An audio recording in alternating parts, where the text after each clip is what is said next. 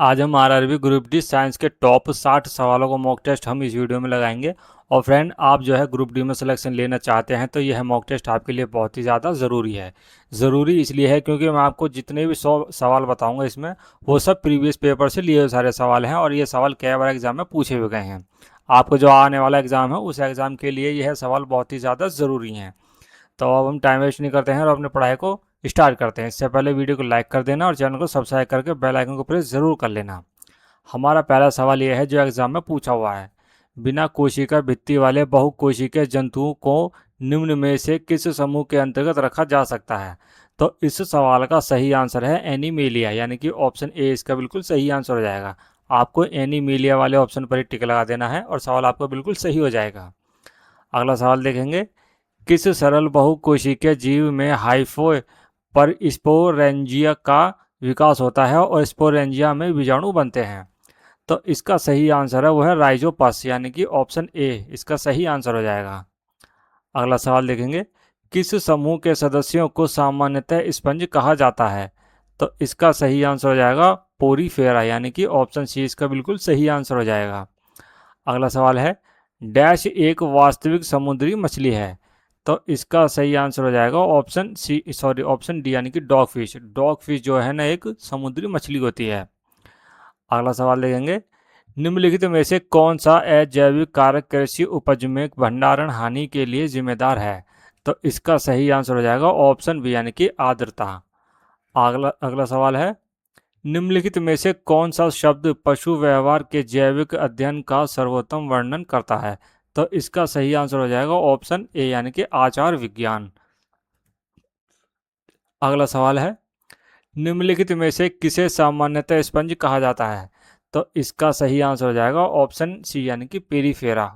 Option C इसका बिल्कुल सही आंसर हो जाएगा। अगला सवाल है। निम्नलिखित में से कौन सी दुधारू पशुओं की नस्ल है?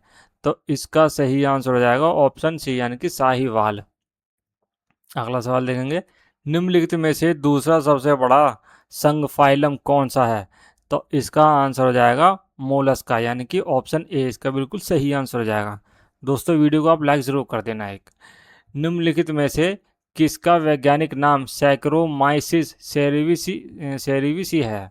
ठीक है, तो इसका सही आंसर हो जाएगा ऑप्शन डी, यानी कि यीस्ट की एक प्रजाति। इसका जो है वैज्ञानिक नाम जो होता है वो होता है सैकेरोमाइसिस सेरेविसी। अगला सवाल देखेंगे। मत्स्य उत्पादन में कवच कवच प्राणी शेलफिश श्रेणी में निम्नलिखित में से कौन सा विकल्प आता है? तो इसका सही आंसर है ऑप्शन बी, यानी कि मोलास्क। अगला सवाल है। पक्षियों में कितने कक्ष वाला हृदय होता है? तो इसका आंसर हो जाएगा ऑप्शन सी, यानी कि 4 कक्ष वाला। ठीक है, अगला सवाल देखते हैं। अगला सवाल यह है कि सेरीकल्चर शब्द निम्नलिखित में से किससे संबंधित है? तो सेरीकल्चर शब्द जो है वो संबंधित है रेशम की खेती से, यानी कि ऑप्शन ए इसका बिल्कुल सही आंसर हो जाएगा। अगला सवाल देखेंगे। निम्नलिखित में से कौन सा एक कोशिका पक्षमाभी जीव है? तो इसका आंसर हो जाएगा ऑप्शन ए, यानी कि पैरामीशियम। अगला सवाल है। डैश संघ के प्राणी अनन्य रूप से समुद्र में मुक्तजीवी प्राणी है? तो इसका आंसर हो जाएगा ऑप्शन डी, यानी कि इकाइनोड मैटा। अगला सवाल देखेंगे।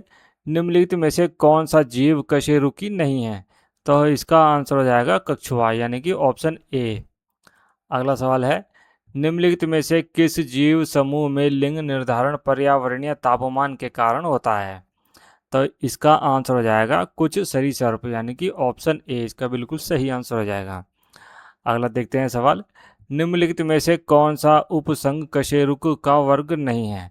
तो इसका आंसर हो जाएगा एरेकिनिडा, यानी कि ऑप्शन ए इसका सही आंसर हो जाएगा। अगला सवाल देखेंगे। निम्नलिखित में से कौन कवकों के अध्ययन से संबंधित है? तो इसका आंसर हो जाएगा माइकोलॉजी, जो है वो कवों के संबंध से कवों के अध्ययन से संबंधित होता है माइकोलॉजी, यानी कि ऑप्शन बी इसका बिल्कुल सही आंसर हो जाएगा। अगला सवाल देखेंगे। निम्नलिखित में से कौन सा जानवर पराध्वनि अल्ट्रासाउंड निकाल सकता है? तो ये हो जाएगा, इसका सही आंसर हो जाएगा सुंस, यानी कि डॉल्फिन। ऑप्शन बी इसका बिल्कुल सही आंसर हो जाएगा। अगला सवाल है। सवाल थोड़ा बड़ा है लेकिन पढ़ना तो है। मधुमक्खी की वह कौन सी किस्म है जिसमें सामान्यतः भारतीय मधुमक्खी के रूप में जाना जाता है और व्यावसायिक स्तर पर मधु उत्पादन के लिए उपयोग किया जाता है? तो इसका सही आंसर हो जाएगा एपिस सेराना इंडिका, यानी कि ऑप्शन डी इसका बिल्कुल सही आंसर हो जाएगा। अगला सवाल देखेंगे, निम्नलिखित में से किसे ट्री फॉर फ्रॉग के रूप में भी जाना जाता है? तो इसका सही आंसर हो जाएगा हाइला, यानी कि ऑप्शन बी इसका बिल्कुल सही आंसर हो जाएगा। अगला सवाल है, जोंक किस संघ से संबंधित है? ठीक है, तो जोंक जो है वो संबंधित है एनेलिडा से, यानी कि ऑप्शन ए इसका सही आंसर हो जाएगा।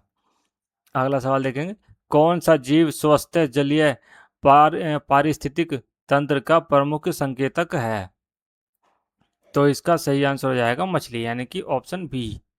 अगला सवाल है, निपाह वायरस के प्राकृतिक मेजबान कौन क्या है? ठीक है, तो इसका आंसर हो जाएगा फल और फल चमगादड़, यानी कि ऑप्शन डी इसका बिल्कुल सही आंसर हो जाएगा। अगला सवाल देखेंगे, डैश का शरीर कोशिकाओं की दो परतों से बना होता है? तो इसका आंसर हो जाएगा सिलेंट्रेटा, यानी कि ऑप्शन सी इसका बिल्कुल सही आंसर हो जाएगा। अगला सवाल देखेंगे, निम्नलिखित में से किस जीव में बीजाणु निर्माण देखा जाता है? तो इसका आंसर हो जाएगा ऑप्शन डी, यानी कि राइजोपस। अगला सवाल है, निम्नलिखित में से कौन सा जीव स्वपोषी और परपोषी दोनों प्रकार के पोषण को प्रदर्शित करता है? तो इसका आंसर हो जाएगा युगनीलना, यानी कि ऑप्शन बी इसका बिल्कुल सही आंसर हो जाएगा। अगला सवाल यह है कि एक कोशिकीय जीव का एक निश्चित आकार होता है, वह एक विशिष्ट स्थान पर भोजन ग्रहण करता है तथा भोजन को उस स्थान तक ले जाने के लिए बाल जैसे सीलिया का उपयोग करता है, उस जीव की पहचान कीजिए। ठीक है, तो इसका सही आंसर हो जाएगा ऑप्शन बी, यानी कि पैरामीशियम। अगला सवाल देखेंगे, अगला सवाल यह है कि डैश में गुणसूत्र सामान्यतः अनुपस्थित होते हैं? तो इसका आंसर हो जाएगा बैक्टीरिया, यानी कि जीवाणु, ऑप्शन डी इसका सही आंसर हो जाएगा।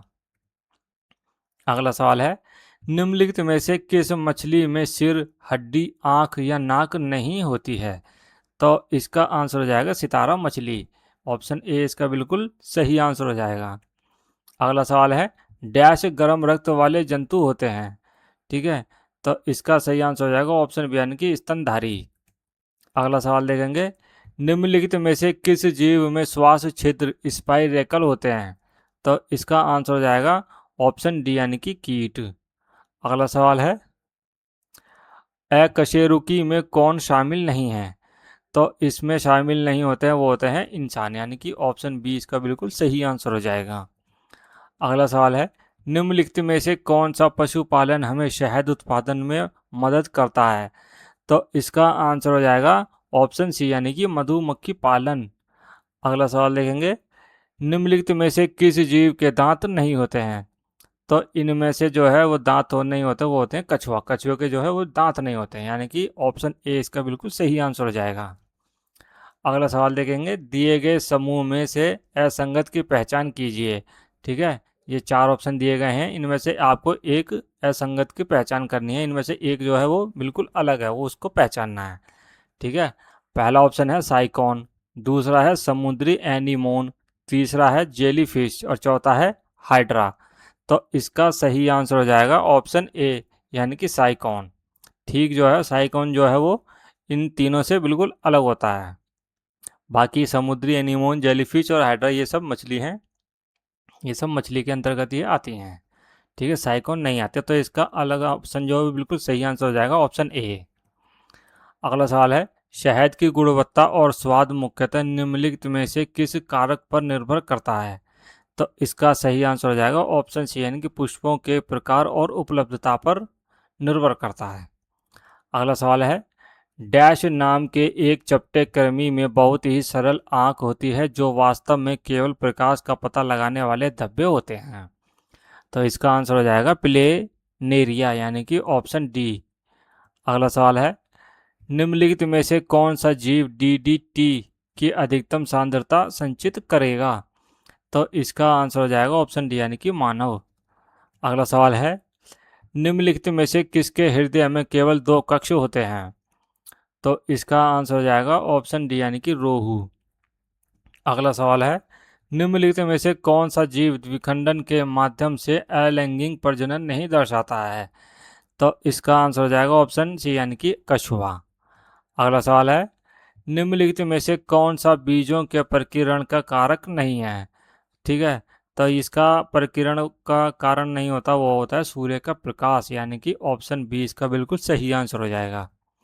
अगला सवाल है, निम्नलिखित में से किसको अल्फाल्फा अल्फाल्फा के रूप में संबोधित किया जाता है? ठीक है, तो इस सवाल का सही आंसर हो जाएगा सैटिवा यानी कि ऑप्शन सी। अगला सवाल देखेंगे, निम्नलिखित में से कौन सा परजीवी जीव नहीं है? ठीक है, तो इसका सही आंसर हो जाएगा ऑप्शन सी यानी कि अमीबा। अगला सवाल है, गोलकृमि किस संघ से संबंधित है? तो इसका सही आंसर हो जाएगा ऑप्शन सी यानी कि एस्केलमिनिथिज नेमेटोडा। अगला सवाल है, कुक्कुट पालन में ब्रॉयलर को लेयर्स से सवाल को हम थोड़ा दोबारा पढ़ेंगे, ठीक है? तो बायोलॉजी में जो है ना शब्द कभी कभी ऐसा आ जाते हैं कि एक बार में बोला नहीं जाता, ये तो आप भी समझते होंगे, ठीक है?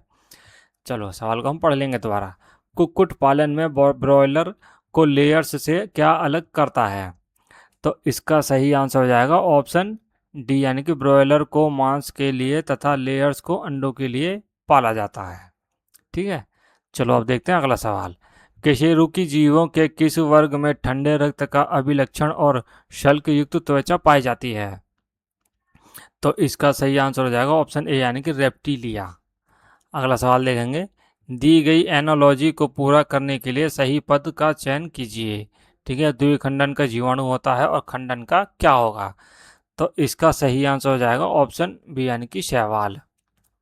अगला सवाल है, निम्नलिखित में से कौन मुकुलन द्वारा प्रजनन करता है? ठीक है, तो मुकुलन द्वारा प्रजनन कौन करता है? तो इसका सही आंसर हो जाएगा ऑप्शन बी यानी कि हाइड्रा। अगला सवाल है, निम्नलिखित में से किनकी खेती मोती बनाने के लिए की जाती है? ठीक है, तो मोती बनाने के लिए खेती की जाती है सीपिया की, यानी कि ऑप्शन डी इसका सही आंसर हो जाएगा। अगला सवाल है, निम्नलिखित में से कौन अकशेरुकी है? ठीक है, तो इसका सही आंसर हो जाएगा ऑप्शन बी यानी कि ऑर्थोपोड। अगला सवाल है, इश्यूड स्यूडोपोडिया में अंगुली जैसी संरचनाएं किस में पाई जाती हैं? तो इसका सही आंसर हो जाएगा अमीबा यानी कि ऑप्शन ए में, अमीबा में। ठीक है, अगला सवाल देखेंगे, डैश संघ विशेष रूप से समुद्री जंतुओं में पाया जाता है? तो इसका सही आंसर हो जाएगा ऑप्शन बी यानी कि इकाइनोड मैटा।